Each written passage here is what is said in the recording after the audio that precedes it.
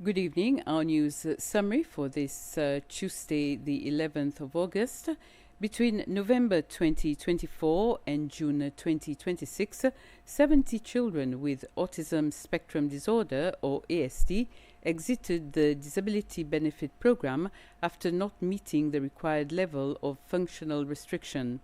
The proposed Children with Neurodivergent Disorder Needs Scheme, or CNDNS, is aimed at addressing the gap in the existing social protection system for children with ASD.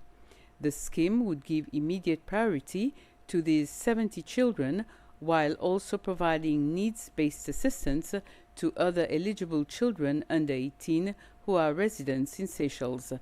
Support would be means-tested on the child's diagnosis, age, residency, and functional capacity assessment, followed by household means assessment.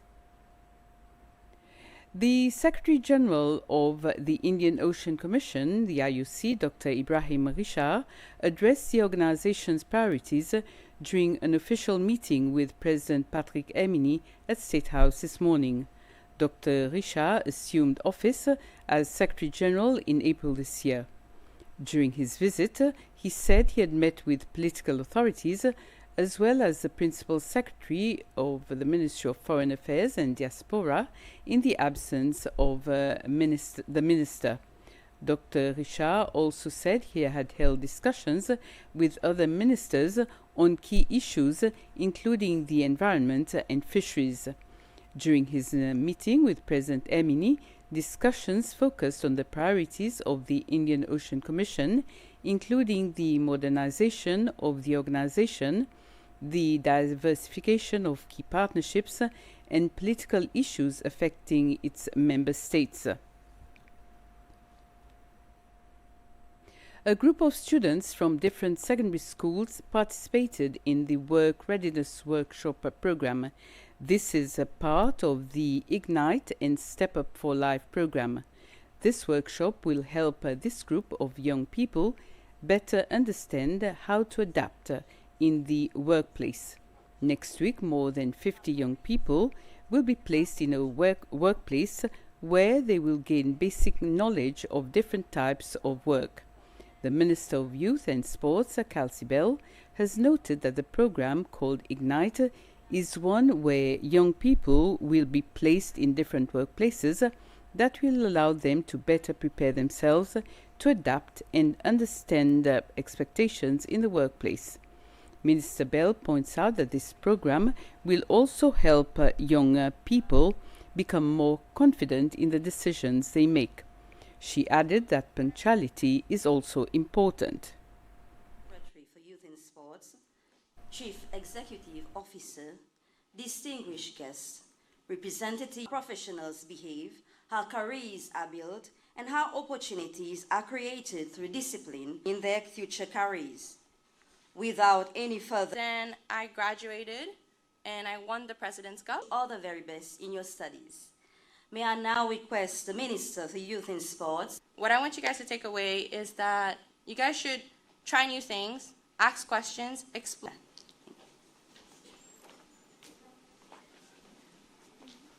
To bring to uni because I knew what I was getting into. University, and this is where I am today. And so what I want you guys to take. We have learned of the passing of Ambassador Esparon, who died today. In a message from the Office of the President, President Patrick Emini has described Ambassador Esparon as a distinguished statesman who dedicated more than 3 decades to the service of Seychelles. President Emini says Ambassador Esparon was not only a steadfast servant of the nation, but also a close personal friend.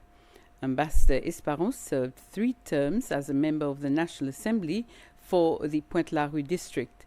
He went on to hold several senior diplomatic and government positions, including Seychelles' first resident High Commissioner to India and ambassador to the United Arab Emirates. He also served as Secretary of State for Poverty Alleviation. Most recently, he was the Secretary General of United Seychelles. President Emini says Ambassador Esparon's humility, loyalty and unwavering love for Seychelles will be deeply remembered. He has extended condolences to the ambassador's family, loved ones and colleagues. Seychellois audience have learned more about one of Japan's traditional storytelling art form known as Rakugo. Rakugo is a traditional Japanese storytelling art form in which a lone performer sits on stage and narrates a variety of stories covering different topics. The Japanese ambassador organized a storytelling performance at the Docklands Auditorium featuring Japanese comedian Kimochi. The activity aims to promote cultural exchange and further strengthen bilateral relations between Seychelles and Japan. Kimochi began performing independently in 2013. Since then, he has performed in several countries, including Taiwan and the Philippines.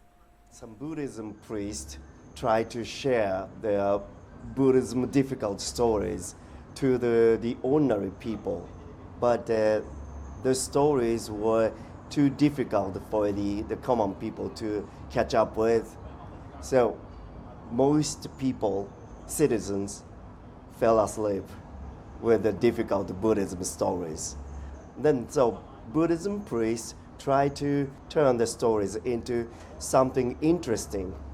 That is the very beginning of Rakugo stories. Rakugo is you need to keep sitting on the cushion on the stage, so your body language and the facial expressions and the vocal variety and Japanese cotton towel and the fan. That's the only materials that you are allowed to use. And this brings us to the end of this news summary for this evening. Have a very pleasant evening.